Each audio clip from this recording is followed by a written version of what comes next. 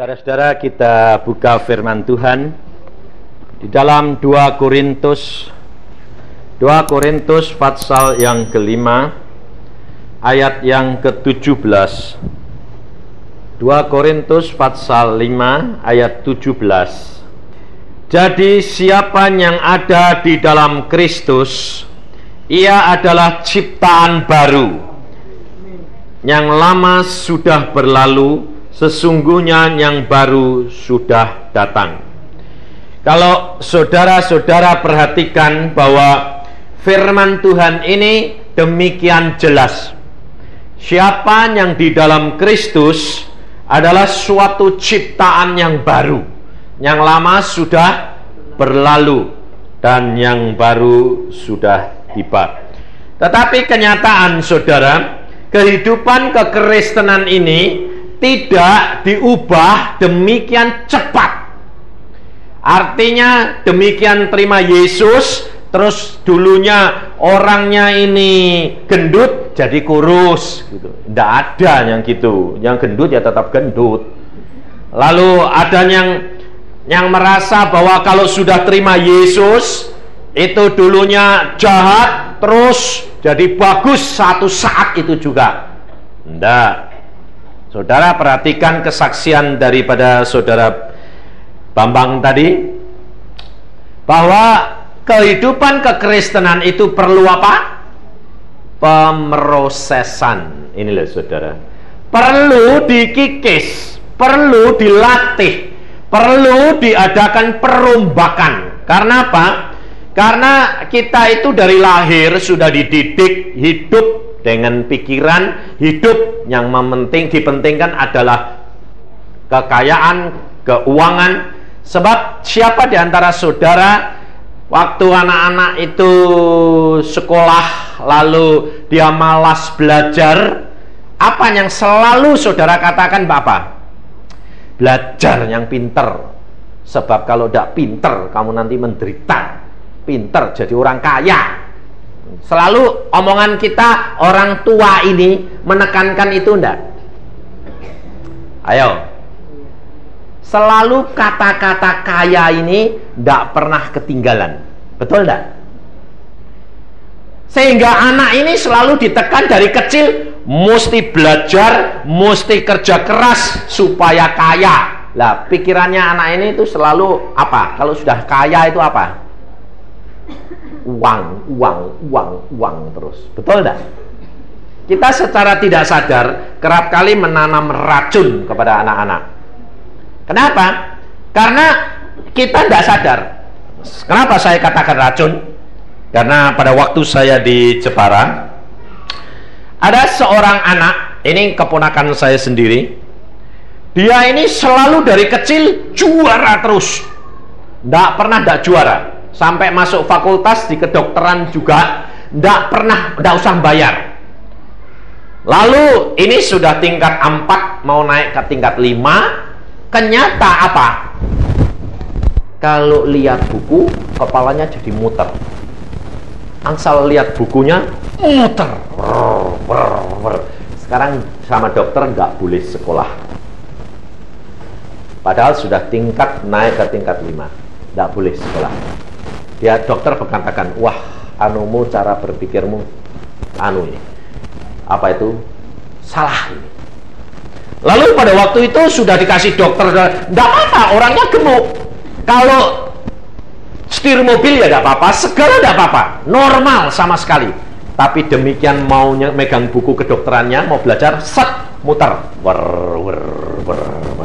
Jadi lalu sama dokter disuruh istirahat berapa? Minimal 2 tahun. 2 tahun. Nah, lalu bapaknya ini bingung, dia nyariin saya pas saya di Jepara. Dia bilang, Kak tolong kok Kak, dia manggil saya Encek deh, Om, tolong ini bagaimana anak saya. Terus saya ini orangnya santai, berdoa saya. Dia ngomong, saya cuma sembahyang dalam hati. Tuhan, yang ditanyakan ini apa gitu loh, apa. Dan Tuhan berkata pada saya jelas sekali, yang meracuni anaknya begitu itu adalah bapaknya sendiri. Nah, saya tidak ngerti maksudnya Tuhan itu tidak ngerti dulunya. Langsung saya bilang begini, racun, anakmu tuh kena racun, saya bilang. Wah, kaget anaknya, bapaknya. Wah, racun apa? Racun apa? Racunnya asalnya dari kamu, saya bilang. Hah, saya? Lalu dia bilang, saya ngeracuni. Ya, ternyata racunnya itu kamu sendiri, saya bilang. Lah, saya setelah itu, lalu dia tanya, kenapa? Saya bisa ngasih racun apa? Lah, saya ganti tanya dong. Lah, kenapa Tuhan? Lah, aku tidak ngerti, kamu yang ngomong racun, ya aku bilang racun. Lalu sekarang dia tanya, apa? Racun apa yang saya kasihkan? Lalu Tuhan bilang, lihat, perkataan dia, ini yang selalu membuat tekanan bagi jiwa anak itu. Mengapa? Lalu saya bilang, ya saya tirukan apa yang Tuhan ngomong, perkataanmu yang jadi anu. Lalu ini orang tanya juga, yang mana? Lah aku ya bilang, yang mana? Wong aku ya tidak ngerti. Langsung Tuhan mengatakan, apa yang dia katakan dari kecil, anaknya itu selalu dikatakan, kamu harus belajar pinter, papa kerja setengah mati untuk kamu. Kalau tidak kamu belajar pinter, kamu papa nanti hilang semua, menderita semua. Pokoknya tiap kali datang, lalu anaknya ini dikontrakan rumah di Semarang, punya mobil seret, tapi tiap kali bapaknya datang, dia bilang, aduh susah, dagang sekarang sulit, uang susah, wah cari untung susah, kamu harus sekolah pinter, cepat. Lah anak ini karena anak paling gede, jadi dia itu ngebut belajarnya, sehingga pintarnya luar biasa. Tapi demikian dia megang buku, ada suara bapaknya, cepat, pintar, setengah mati. Kalau enggak, bapakmu menderita. Lalu kalau datang lagi ke Semarang, lalu bilang, waduh ini apa ya, bagaimana ya, rumahnya dijual buat ongkos kamu. Waduh, anak ini malah ketekan. Akhirnya saking mau ngebut, asal lihat buku, lah, lalu ini bapak saya kasih tahu, kenapa kamu berbuat begitu? Maksud saya, Cek, dia bilang, supaya anak ini ndak enak-enak, tapi sekolahnya tambah pinter, tambah cepat. Nah, saya sekarang bilang, sekarang tambah cepat atau tambah lambat? Wah, susah ini, 2 tahun ndak boleh sekolah. Dan setiap kali bayari dokter mahal. Loh, lah kamu tambah keluar terus atau tambah nyimpen sekarang? Wah ya ini susah ini. Nah sekarang bagaimana? Walah bagaimana ya sekarang? Sekarang kamu setiap kali datang anakmu bilang, nak istirahat, ngomong terus, saya bilang sekarang. Sudah jangan mikir. Kira-kira diomongi gitu bisa gampang enggak? Susah. Sebab apa? Sesuatu pikiran yang sudah keracunan itu harus dinetralisir, saudara tahu. Maka dari itu, saudara, engkau tidak pernah memikirkan apa yang akan terjadi. Apa yang engkau perbuat itu akibatnya parah luar biasa. Ini kenyataan. Suami istri pada waktu pacaran, suaminya selalu bertindak begini, si istri selalu nurutnya luar biasa. Ya dah? Sebab kalau istri itu kalau cinta mesti nurut. Iya. Tapi kira-kira kalau janji suaminya yang manis-manis itu, yang sudah masuk dalam otak dan hatinya itu, dia nih kemudian sudah kawin, janjinya janji kosong, janji gombal, kira-kira bisa gampang hilang enggak? Hah? Kalau suaminya ngomong terus apa yang timbul dalam hatinya? Gombal. Betul enggak? Betul. Betul, yang ngomong si istri-istri betul. Betulnya panjang lagi. Sekarang kalau sudah begitu, itu jadi sumber apa? Racun, saudara, penyakit. Setiap kali bicara sudah timbul pemberontakan. Saudara tahu? Kita tidak pernah memikirkan bahwa Yesus ini dia datang, dia mengatakan apa? Di dalam Yesus, Rasul Paulus berkata, adalah satu ciptaan yang baru. Maksudnya, Yesus ini tahu bahwa hidup manusia ini pada waktu diciptakan pertama kali oleh Allah, tidak ada kekotoran dan kejahatan sama sekali. Tetapi sejak dia jatuh ke dalam dosa, maka pikiran manusia diracuni oleh setan. Sehingga cara berpikirnya selalu berorientasi kepada mengasihi diri sendiri.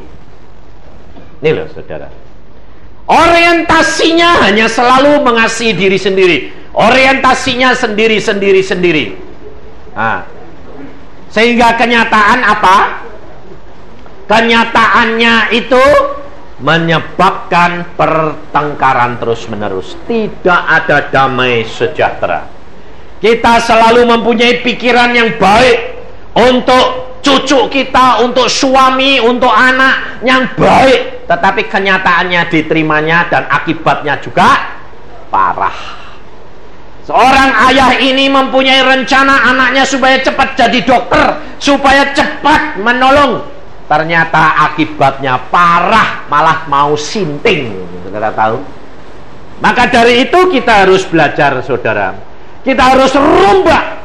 Yesus datang untuk membaharui cara berpikir kita, membaharui cara bertindak kita, cara kita berkomunikasi. Karena apa? Karena Yesus sudah memberikan contoh kepada kita. Di dalam pemrosesan ini, manusia ini punya sifat yang macam-macam. Ada yang manja. Lah ini istri-istri kalau manja ini, wah susahnya luar biasa. Lebih-lebih kalau anak paling kecil ini, waduh, sudah. Sebab apa? Sebab saya ini ngalami sendiri karena istri saya anak paling kecil. Selalu kalau tidak di nomor satu kan tidak mau, ya dah. Selalu kepengennya itu diperhatikan saja. Padahal sama saya dulu, tak gentak-gentak setengah mati dia. Sampai akhirnya dia merasa tertekan. Tapi setelah saya kenal Yesus dan Yesus sudah diubah luar biasa, mengubah saya luar biasa, saya sekarang bisa memanjakan dia. Dan dia merasakan, sekarang aku baru menemui kebahagiaan yang sungguh. Ini loh saudara. Dan di dalam Yesus ini membutuhkan proses, saudara. Tidak bisa langsung terus berubah gitu, enggak. Maka dari itu kita belajar, karena di dalam sifat perangai kita ini harus diperangi. Seperti kesaksian tadi dikatakan, kita harus memerangi, kita harus menyangkal, mengubah. Tetapi syaratnya apa? Taat, setia, menurut. Tetapi cara berpikir kita tidak bisa menurut dia. Maka kerap kali kita menjadi kecewa. Lihat apa yang kita akan belajar di sini di dalam kitab Daniel pasal yang ke-9. Kalau saudara mau menjadi ciptaan yang baru, dari satu segi Alkitab ini mengajar kepada kita bagaimana kita harus berubah dan bagaimana menikmati hidup damai sejahtera, kesukacitaan yang abadi, baik di dunia sampai ke surga. Kerap kali kita di dunia ini asal menekankan kepada anak-anak, asal kaya semua bisa. Nonsen. Ternyata orang kaya banyak yang menderita. Tetapi hanya di dalam Yesus saya jamin, karena saya mengalami bahwa di dalam Dia segala kebahagiaan, kedamaian sejahtera dan sukacita terjamin. Di dalam Daniel pasal 5 ayat pasal 9 ayat 22-23. Daniel pasal 9 ayat 22 dan 23. Lalu ia mengajari aku dan berbicara dengan aku. Ini seorang malaikat. Daniel, sekarang aku datang untuk memberi akal budi kepadamu untuk mengerti. Ketika engkau mulai menyampaikan permohonan, artinya berdoa, keluarlah suatu firman, maka aku datang untuk memberitahukannya kepadamu, sebab engkau sangat dikasihi. Jadi camkanlah firman itu dan perhatikanlah penglihatan itu. Daniel diberitahukan segala perkara, diberikan akal budi, diberikan pengalaman dengan Allah. Sebab apa? Sebab dia disebut di sini, engkau sangat dikasihi. Nah, sekarang saya tanya kepada saudara, saudara kepengen enggak menjadi orang yang sangat dikasihi oleh Yesus? Ini masalahnya, saudara. Kalau engkau mau menjadi orang yang sangat dikasihi oleh Yesus, kau harus belajar salah satu dari Daniel. Sebab Daniel ini dari dia hidup dengan Allah sampai mati, sampai sekarang dia di surga, mengalami hidup yang penuh dengan kebahagiaan yang tidak terbatas. Sebab dikatakan di dalam Alkitab, salah satu orang yang sangat dikasihi oleh Allah adalah Daniel. Maka dari itu saudara belajar dari salah satu orang ini. Bagaimana bisa menjadi orang yang sangat dikasihi? Daniel ini adalah orang buangan. Artinya di tanah Yehuda dia ditangkap dan dia dibawa sebagai orang buangan, tawanan perang. Dan di sana dia diperlakukan sebagai budak belian. Kalau saudara perhatikan, seorang budak belian tidak ada artinya, lebih hina daripada keadaan saudara masa sekarang ini. Hina luar biasa. Tetapi Daniel menjadi orang yang dikasihi karena apa? Dia dapat memanfaatkan situasi dan kondisi, saudara. Pada waktu dia menjadi orang buangan, tawanan, dia tidak menggerutu, tetapi dia menengadah ke atas. Dia mengharapkan segala sesuatu kepada Allah, dan Allah sanggup lakukan segala perkara. Ini loh, saudara. Kita percaya sama Tuhan, kerap kali percaya kita itu cuma percaya apa? Untuk kepentingan kita sendiri, untuk memperalat Tuhan. Kalau kita kepingin sembahyangin ngebut, kadang-kadang semalaman tidak tidur. Tapi kalau keinginan kita sudah kecapean, sudah kesampaian, tidak sembahyang. Sehingga satu saat ngalami kesukaran lagi, sembahyang ngebut, tidak dijawab Tuhan. Lalu kecewa. Ya toh? Ini kenyataan begitu lah. Kenapa? Karena engkau tidak setia. Kau akan ketinggalan. Saudara Bambang tadi yang bersaksi, itu orang baru loh. Kekristenannya Kristen baru. Tapi kalau saudara perhatikan tadi, saksinya bilang apa? Allah bicara, Allah ngomong, segala sesuatu Allah, Tuhan. Saudara puluhan tahun jadi orang Kristen, kok Tuhan ini tidak tahu ngomong ya? Ngomongnya piye ya? Kenapa saudara akan ketinggalan? Mengapa? Karena kekristenanmu adalah kekristenan tradisi. Pokoknya sudah ke gereja, setiap minggu menghadap Tuhan, sudah sip masuk surga. Siapa yang jamin kamu masuk surga? Enak-enak masuk surga, lumayan boleh ngemper-ngemper lihat surga. Hati-hati saudara. Sebab apa? Kekristenan itu dituntut. Memang kalau kamu hanya mau masuk saja lalu percaya Yesus, selamat, saya imani, amin, itu untuk orang yang mau mati, pas dikasih kesempatan percaya, ya terima kasih Tuhan, dibaptiskan, geledek mati, itu masuk surga. Tapi kalau saudara sudah percaya Yesus, dikasih umur panjang, tidak mau melakukan firman, Tuhan Yesus bilang apa? Apa gunanya engkau menyebut aku, memanggil aku Tuhan, Tuhan, tapi engkau tidak melakukan firman-Ku. Pada saatnya Tuhan berkata, aku tidak kenal kamu. Kapok kamu barusan. Ini loh saudara. Karena apa? Saya ngalami sendiri.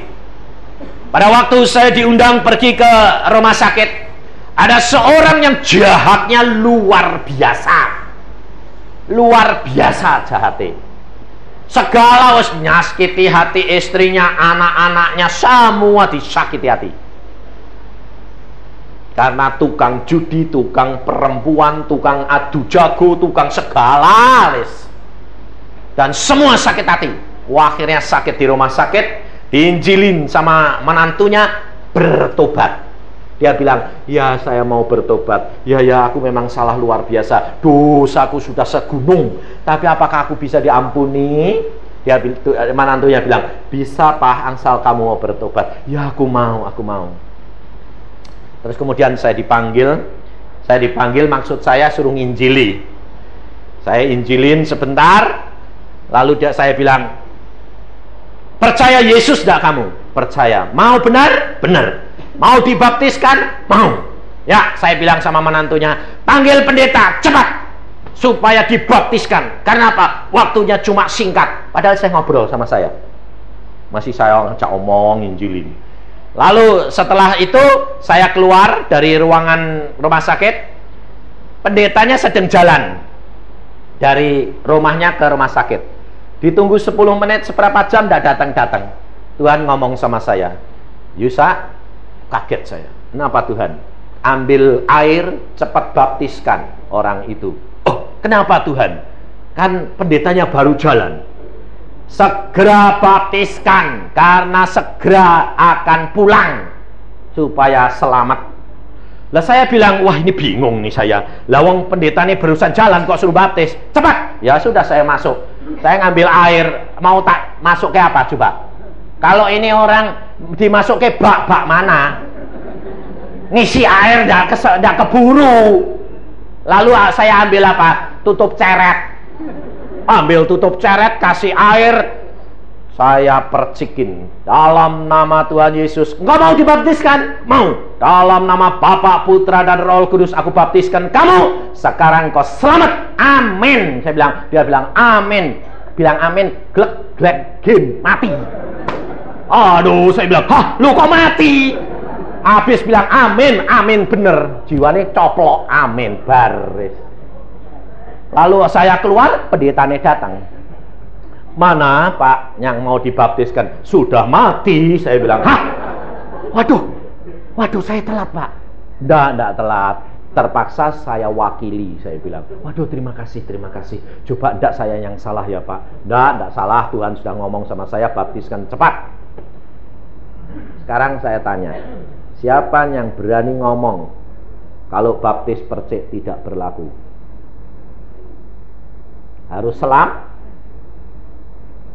jangan ngawur. Bilang kalau baptis percik tidak laku. Siapa bilang? Saya bilang, saya sendiri suruh mercik. Berlaku, laku. Apa tidak laku? Jangan sok yang dibaptis selam tuh, jangan sok. Merasa pikirnya aku selam, kamu percik, jadi dapatnya sedikit, aku banyak. Iya, saya bilang. Tapi asal keluar lagi berbuat dosa, sama hukumannya, upah dosa maut. Saya bilang. Maka dari itu saudara harus belajar. Yang penting Tuhan berkata menurut. Yang penting itu nurut. Apapun yang terjadi, Allah sanggup lakukan segala perkara. Yang penting menyenangkan hatinya Allah. Ini yang pokok saudara.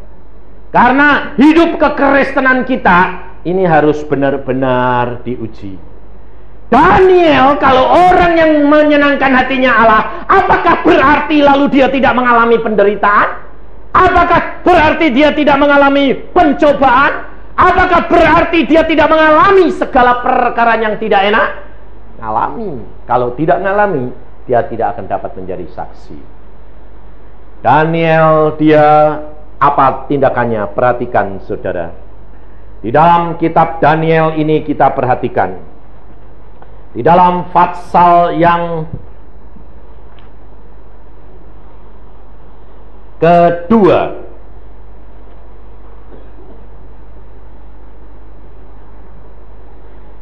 Daniel diangkat tinggi-tinggi oleh Raja Nebukadnezar karena dia diberikan akal budi oleh Allah, dapat mengartikan mimpi. Apa yang terjadi di dalam pasal 2 ayat 46 mulai.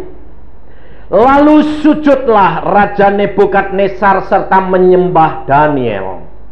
Juga dititahkannya mempersembahkan korban dan bau-bauan kepadanya. Berkatalah raja kepada Daniel, sesungguhnya lah Allahmu itu Allah yang mengatasi segala Allah, dan yang berkuasa atas segala raja, dan yang menyingkapkan rahasia-rahasia, sebab engkau telah dapat menyingkapkan rahasia itu. Lalu raja memuliakan Daniel, dianugerahinya lah dengan banyak pemberian yang besar, dan dibuatnya dia menjadi penguasa atas seluruh wilayah Babel, dan menjadi kepala semua orang bijaksana di Babel. Atas permintaan Daniel, raja menyerahkan pemerintahan wilayah Babel itu kepada Sadrah, Mesah, dan Abednego. Sedang Daniel sendiri tinggal di istana raja. Salah satu sifat Daniel, orang yang dikasihi Allah, adalah dia mendapatkan anugerah dari Allah, akal budi, kebijaksanaan, sehingga dia diangkat tinggi-tinggi, tetapi tidak dipakai untuk dirinya sendiri.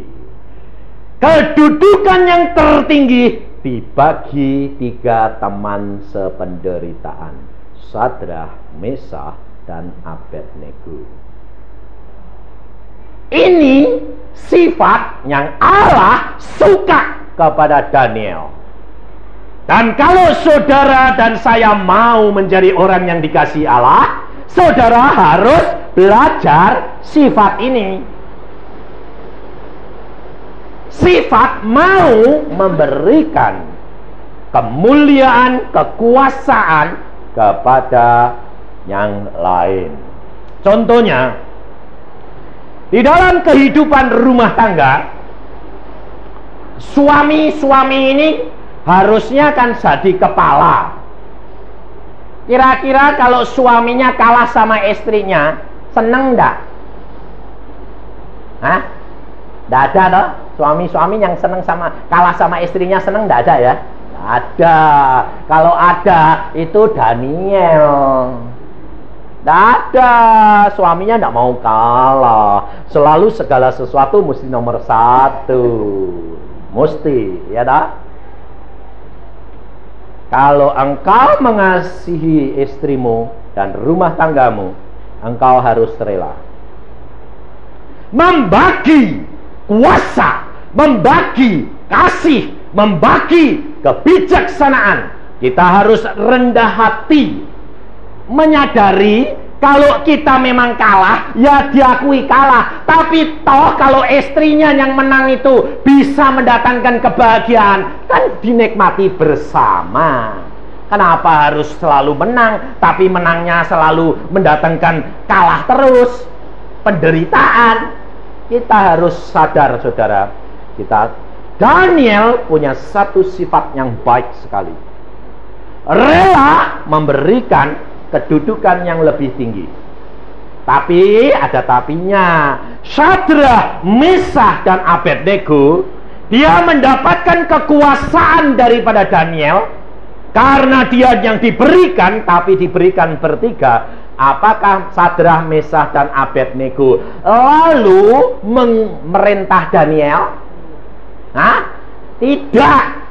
Tetapi engkau istri-istri, kalau sudah diberi hak penghasilan lebih gede, lalu mulai menginjak suaminya. Ini istri-istri ini. Mulai apa? Tinggi hati. Kalau ada orang bilang anak, kamu ndak bisa, percuma lah. Lah kalau gitu, Tuhan datang, istrinya diketok, plok, lah kapok kamu. Syukur saya bilang. Ini loh saudara. Sebab Tuhan sudah mengatakan suami istri itu tak dua, satu. Berarti harus saling tolong menolong. Kenapa istri itu dikatakan di dalam Alkitab bahwa istri itu diambil di tengah-tengah dari rusuknya Adam? Kenapa? Kenapa tidak di kepala? Kenapa tidak di kaki? Sebab istri itu di tengah-tengah, dekat hati. Jadi harus dikasihi. Tapi tulang rusuk ini kerap kali dekat hati. Ini kadang-kadang nusuk hati, bikin sakit suami, jantungnya bocor sampean. Terutama istri-istri yang manja. Ini kerap kali bikin sakit hati. Sebab saya sendiri pernah disakiti, tapi saya nyakiti hati istri saya lebih banyak. Tapi sekarang semuanya berlalu. Di dalam Yesus adalah satu ciptaan yang baru. Ini saudara. Dan ini perlu pemrosesan. Karena apa? Watak kita ini harus dikikis. Yang tukang merintah harus mulai mau mengerti, berikan pemerintahan kepada istrinya.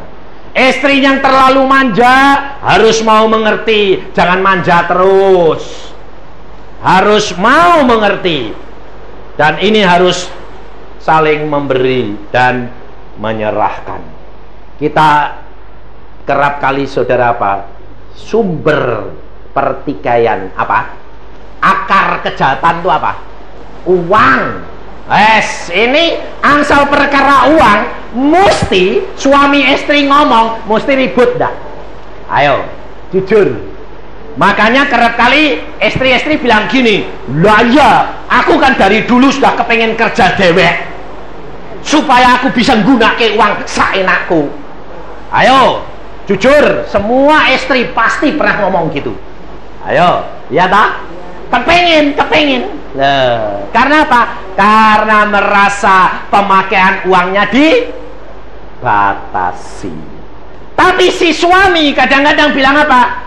Istriku boros, kasih uang habis terus. Ayo, kenyataan betul enggak? Ini kenyataan saudara. Tetapi kalau engkau mau belajar, ini pengalaman saya sendiri. Sebab apa? Istri saya itu mau pakai banyak bisa, sedikit bisa. Istri saya lebih antik. Saya dapat banyak, bisa satu hari habis. Tapi tidak ada, istri saya ya tetap ketawa. Tidak ada, tidak apa-apa. Dia bilang gitu.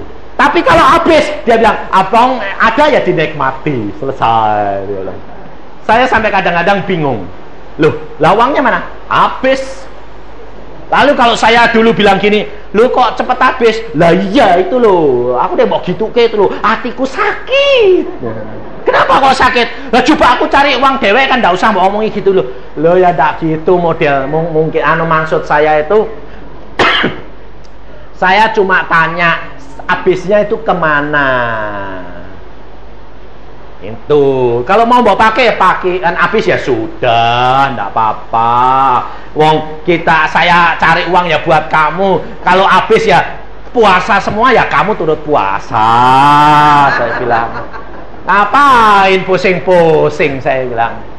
Sebabnya apa? Sebab istri saya itu sudah divonis oleh Tuhan tidak boleh bekerja, hanya berdoa, mendoakan, jangan bekerja.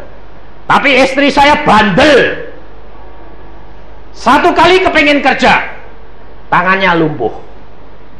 Setelah lumpuh saya bilang bertobat. Lalu ditumpangi tangan sama anaknya, sama saya, sembuh. Kemudian dia bilang, ya wes, aku udah kerja. 3 bulan bilang lagi, mungkin dulu itu kebetulan ya. Sembuhnya itu, sakitnya kebetulan. Jadi mau kerja lagi. Apa terjadi saudara? Lumpuh tangan dan kaki. Setelah lumpuh tangan kaki, saya bilang bertobat. Ya. Sekarang udah mau kerja deh. Udah, sembuh lagi. Tumpang tangan, sembuh lagi. Barusan ini, saudara tahu, mulai lagi.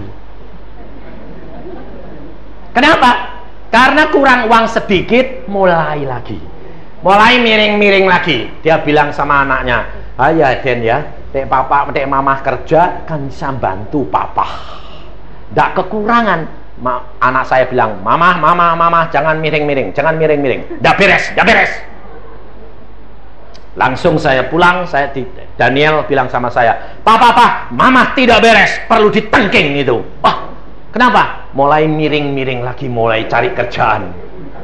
Saya bilang, hati-hati, jangan gila-gilaan. Sudah lumpuh tangan dan kaki, jangan gila-gilaan. Saya bilang, kalau engkau nanti dipukul Tuhan, dan kamu tidak boleh lama-lama, harus pulang. Saya bilang, jangan enak-enak.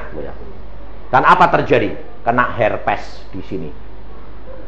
Dan sakitnya luar biasa, saudara tahu. Sakitnya luar biasa.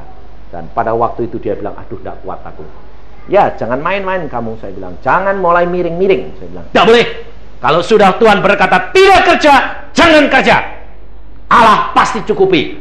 Tidak pernah kekurangan kok pusing, saya bilang. Minta berapa aja diberi kok. Kok takut. Nah ini loh saudara. Kita kerap kali itu lupa akan pengalaman-pengalaman kita dengan Yesus. Tapi saudara harus belajar untuk menjadi bagaimana orang yang dikasihi oleh Allah, Tuhan kita. Rendah hati, mau mengalah. Belajar seperti Yesus. Yesus itu Allah sendiri, dia turun ke dalam dunia. Untuk apa? Untuk sama dengan manusia. Untuk apa? Memenangkan manusia. Kalau saudara mau menangkan sesama manusia, kau harus mau mengerti yang lain dan merendahkan diri. Tanpa itu kau tidak bisa. Tapi saudara bilang apa? Saya sudah ngalah terus kok, malah diinjek-injek. Saya bilang, kalau Anda ngomong begitu, berarti engkau tidak rendah hati, tetapi engkau adalah orang sombong. Dan itu belum, nanti bakal dipencet terus sama Tuhan sampai gepeng, saya bilang. Karena apa? Karena ini pengalaman saya. Kalau kita sudah rela segala-galanya, Allah akan memberikan apa yang menjadi kehendak kita. Banyak istri memenangkan suami bukan dengan omongan, tetapi dengan pelayanan dan seperti Yesus. Yesus memenangkan banyak jiwa bukan hanya ngomong, tetapi perbuatannya melayani. Saudara, istri-istri ini kerap kali apa? Cerewetnya luar biasa. Belum apa-apa, ngomong dulu. Belum apa-apa, ngomong dulu. Suami diomongi, saya kalau punya istri kayak gitu tak tendang mencelat, bubar, saya bilang. Sebab saya orangnya tidak bisa. Kalau saya diomongin langsung malah bikin benteng yang gede. Ini suami-suami betul gitu enggak? Sama enggak? Kalau istri ngomong langsung bikin benteng gede. Pokoknya gengsinya naik tinggi. Inilah saudara.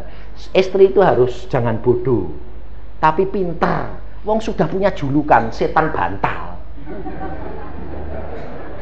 Suami itu ada apa-apa ke, wong memang istri itu kecintaannya. Kalau dirayu, dia apa? Lah kalau kamu punya kepengen apa-apa kok bisa sih?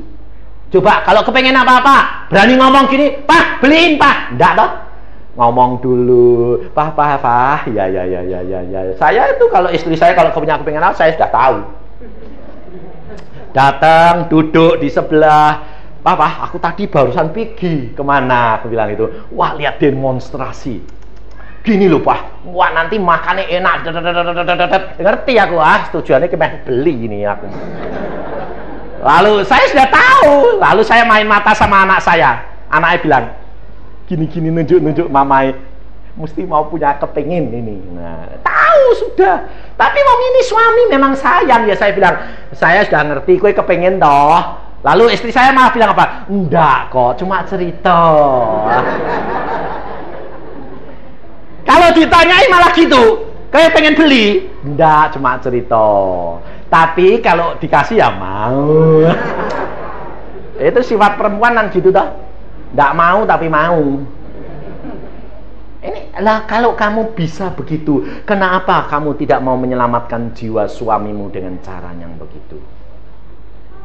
Kalau mau menyelamatkan kan percaya Yesus, turut Yesus.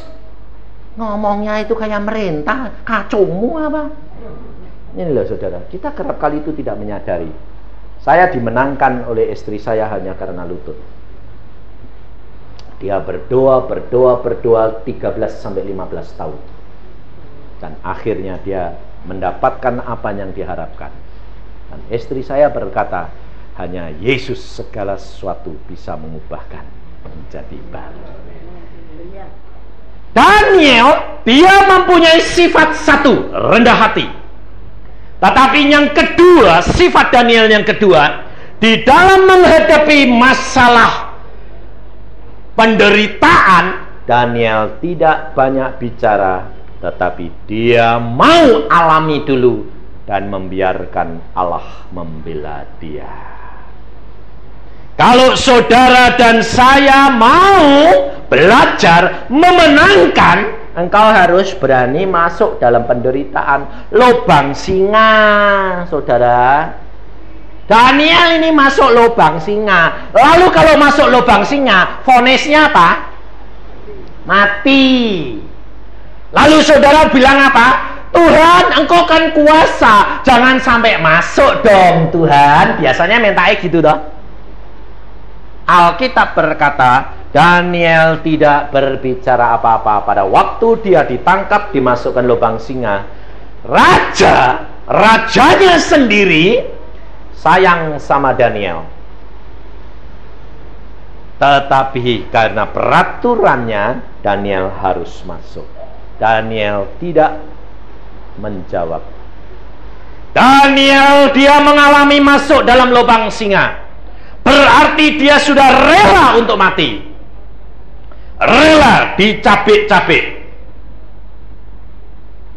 Sekarang kerap kali kita, istrimu kerap kali kayak macan betina, suamimu kayak singa-singa. Saudara harus masuk. Omongan istri kadang-kadang kayak racun. Omongan suami perintahnya kayak raja. Tapi saudara harus masuk. Tetapi pandang Yesus, dan kamu tinggal berkata, Tuhan, engkau pembelaku. Orang benar pasti dibela oleh Tuhan. Tetapi alami dulu. Jangan mau masuk sudah ngomel, malah mati. Seandainya Daniel ngomel, langsung masuk kakinya sudah diterkam singa, kehilangan kaki. Maka kerap kali saudara-saudara, hidup kekristenanmu tidak sempurna. Kenapa? Karena engkau tidak seperti Daniel. Daniel masuk lubang singa, dia diam. Allah mengirim malaikat untuk menutup mulut singa. Lalu besoknya dikeluarkan, dia diangkat tinggi-tinggi. Untuk menduduki jabatan yang tinggi di hadapan Allah, engkau harus masuk dalam pencobaan lebih dahulu. Sebab apa? Sebab firman Tuhan di dalam Ratapan pasal yang ketiga berkata, ini kerap kali saudara tidak menyadari. Coba baca di dalam Ratapan pasal 3 ayat 33. Mulai ayat 33 sampai 38. Sampai 40. Karena ratapan itu setelah Yeremia. Firman Tuhan demikian, ayat 33. Ratapan 3 ayat 33 mulai. Karena tidak dengan rela hati Allah menindas dan merisaukan anak-anak manusia. Kalau dipijak-pijak dengan kaki tawanan-tawanan di dunia. Kalau hak orang dibelokkan di hadapan hak yang maha tinggi, atau orang diperlakukan tidak adil dalam perkaranya, masakan Tuhan tidak melihatnya? Siapa berfirman, maka semuanya jadi. Bukankah Tuhan yang memerintahkannya? Perhatikan ayat 38. Bukankah dari mulut yang maha tinggi keluar apa yang buruk dan apa yang baik? Perhatikan. Bukankah dari mulut yang maha tinggi keluar apa yang buruk dan apa yang baik. Kenapa dari mulut Allah keluar yang buruk? Apabila engkau berbuat dosa, maka hukuman dosa akan jatuh ke atas kamu. Keluar yang baik, apabila engkau menyenangkan hatinya Allah, hadiah akan diberikan kepadamu. Itu keadilan Allah, saudara. Ayat 39, mengapa orang hidup mengeluh? Biarlah setiap orang mengeluh tentang dosanya. Jangan menghakimi orang lain, tetapi periksa dirimu di hadapan Allah setiap kali.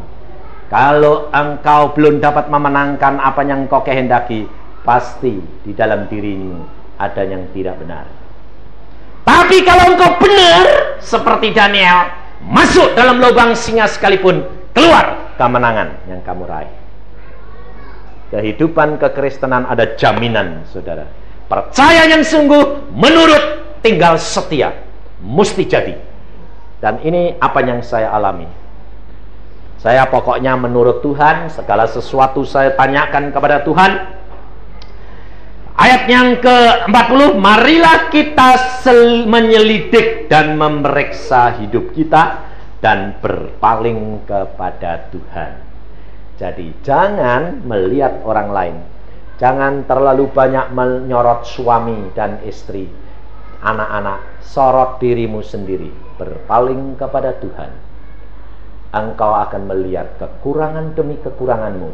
Dan kalau engkau sudah digenapkan, dilengkapi oleh Allah, Allah akan memberikan kamu kemenangan demi kemenangan. Allah kita adalah Allah yang luar biasa. Di dalam Dia adalah satu ciptaan yang baru. Kita kerap kali menikmati hidup yang tidak bahagia, tetapi di dalam Yesus kebahagiaan terjamin. Kesukacitaan terjamin. Maka dari itu jangan terlambat. Didik anakmu untuk mencintai Yesus. Kau akan memetik buahnya pada waktunya. Amin. Mari kita berdoa. Tuhan, firman-Mu sudah hamba sampaikan. Anak-anak-Mu sudah mendengar. Tuhan Yesus, Engkau sendiri yang akan mengubahkan mereka menjadi baru, Tuhan. Karena tidak seorang pun yang sanggup mengubah sifat dan perangai bawaan kami. Karena kami sudah mempunyai bawaan-bawaan yang keburukan-keburukan yang sudah mendarah daging. Tetapi kami percaya Tuhan bahwa Engkau sanggup mengubahkan segala perkara ini. Tetapi berikanlah kepada kami pimpinan Tuhan Roh Kudus. Kau sudah ada di dalam kami dan Kau akan menolong kami dalam seluruh kebenaran. Dan hamba-Mu percaya bahwa Engkau sanggup lakukan segala perkara ini. Karena Engkau Allah kami yang ajaib. Dan Engkau sanggup melakukan karena Engkau sudah mengalami di dalam hidup kami. Terima kasih Tuhan.